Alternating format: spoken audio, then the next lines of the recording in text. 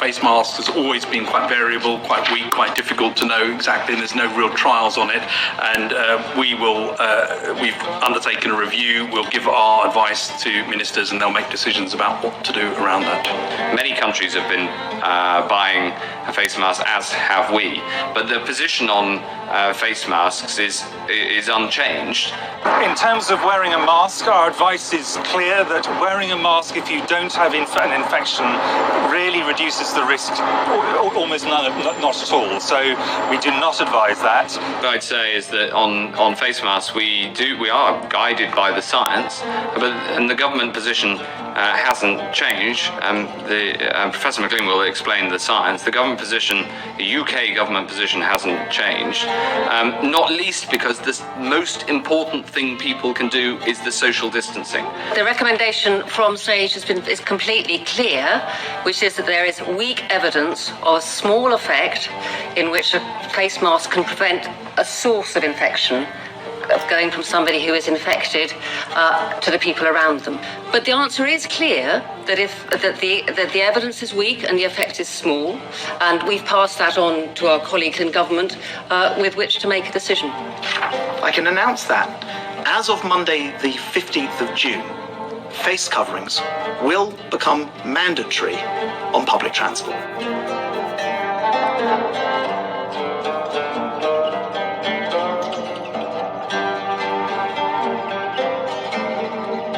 It's always worth stressing with this that for the overwhelming majority of people, this is going to be who get it. This is going to be a mild to moderate illness. Don't forget that even if you get this illness, for the overwhelming majority of people, even in the elderly groups, it will be mild to moderate. It is clear that the risk is very heavily weighted towards older people, but I think people translate that into, if I'm old and then I get it, I'm likely to pass away. Actually, the great majority of people will survive this, even if they're in their 80s. Then, for people who have mild disease, which is the great majority of people, to be clear, most people have a mild or moderate infection. Some of them have something which they hardly notice at all. To make an obvious point to all of you, but it's worth reiterating, the great majority of people will be managed at home. Great majority. They'll be fine. Even in the most vulnerable, oldest groups, in a very stressed health service, which Hubei was at the point when most of the data come out of, the great majority of people who caught this virus, and not everybody will, survived it. Great majority. It's easy to get a perception that if you're older and you get this virus, then you're a goner. Absolutely not. The great majority of people will recover from this virus, even if they're in their 80s. The great majority of people who have this infection will actually have a mild or moderate infection that will be managed at home and indeed will not need any testing. I also want, at this stage, to speak directly to older people, because this disease is particularly dangerous for older people, even though the vast majority of older people will experience a mild to moderate illness. Also, because most people, the vast majority of people, get a mild illness. For most people, it's a mild disease. The great majority of people who get this virus, irrespective of age, will recover from it, and most of those will have a mild or moderate illness, not requiring any hospitalisation. Very important to make that point first off, because I think that is a key point for people to remember. Now, at an individual level, the chance of anybody watching this dying of coronavirus are actually low. Over the whole epidemic, even if we have no vaccine, a high proportion of people will not get this. Of those who do get it, a significant proportion, the exact number is not yet clear, but it's certainly a significant proportion, have no symptoms at all. They get it without even realizing it. Of those who do get symptoms, the great majority, probably around 80%, depends on a number of factors we'll go on to, have a mild or moderate disease, which is sufficient that they would want to go to bed and feel unwell in some cases. Some cases they can actually just carry on doing their ordinary activity, although we ask them not to, but they don't actually need to go to the doctor or medical services, and they make a full recovery. A minority have to go to hospital, but most of these actually, the principal thing they need is oxygen, and the great majority of those will go on just to survive.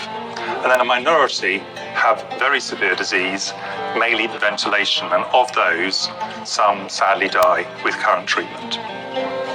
But, important to stress, even in the most high-risk group, the majority of people who actually get this infection do not die. But even for those who get symptoms, these are the case fatality rates, and even in the oldest group, people over 80, re-stress, the majority of people who catch this will survive. But equally, the fact that actually the great majority of people will not die from this, and I'll just repeat something I said right at the beginning, because I think it's worth reinforcing. Most people, a significant proportion of people will not get this virus at all, at any point in the epidemic, which is going to go on for a long period of time. Of those who do, some of them will get the virus without even knowing it. They will have the virus with no symptoms at all, asymptomatic carriage, and we know that happens. Of those who get symptoms, the great majority, probably 80%, will have a mild or moderate disease. Might be bad enough for them to have to go to bed for a few days, not bad enough for them to have to go to the doctor. An unfortunate minority will have to go as far as hospital, but the majority of those will just need oxygen and will then leave hospital. And then a minority of those will end up having to go to severe and critical care, and some of those sadly will die. But that's a minority. It's 1% or possibly even less than 1% overall. And even in the highest risk group, this is significantly less than 20%, i.e. the great majority of people, even the very highest groups, if they catch this virus, will not die. And I really wanted to make that point really clearly. And if you look...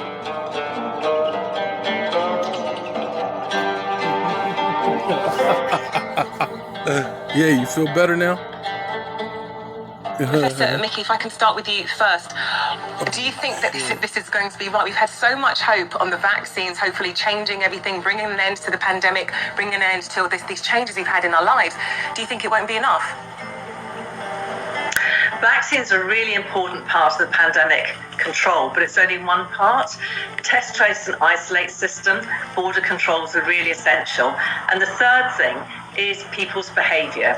That is the behaviour of social distancing, of when you're indoors, making sure there's good ventilation, or if there's not, wearing face masks, and hand and surface hygiene.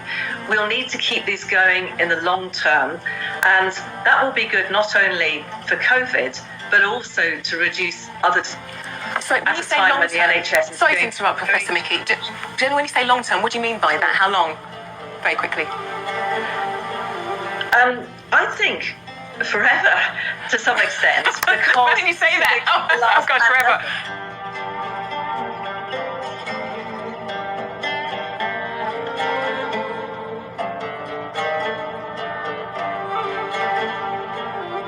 Bubble is that if someone tests positive in a bubble, then the bubble goes into isolation. But what you've said is there is a competition going on, and that seems to be trumping our coronavirus rules. Am I right?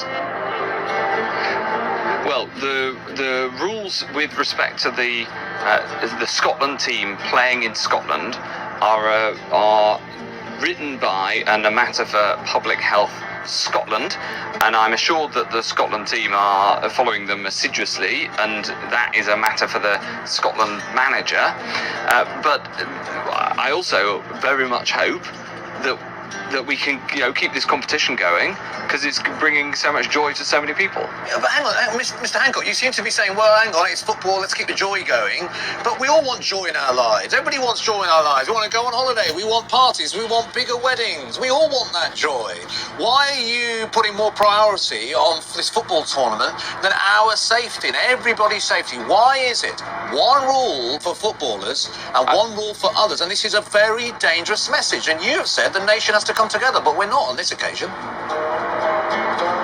Well, throughout the pandemic, we've had specific rules for elite sports to make sure that those sports can carry on, right? All the way through this winter, the Premier League continued, for instance, the Scottish Football League continued, and it did so by having specific testing regimes and specific rules around it.